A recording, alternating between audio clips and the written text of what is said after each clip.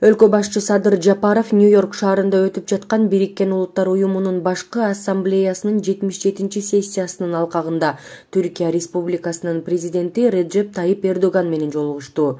Мамлекет башчылары эки жана көп тараптуу кыргыз-түрк кызматташтыгынын учурдагы абалы менен келечегин жана өз ара аракеттенүүнүн башка актуалдуу маселелерин талкуулашты. Мындан тышкары кыргыз-тажик мамлекеттик чек арасындагы соңку каргашалуу окуяларга байланыштуу пикир алмашышты.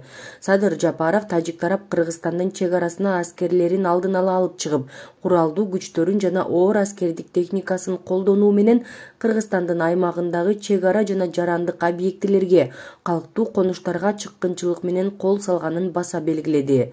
Ошол эле учурда ал күжүрмөн аракеттер Кыргыз аймагында болгонун дагы айтты.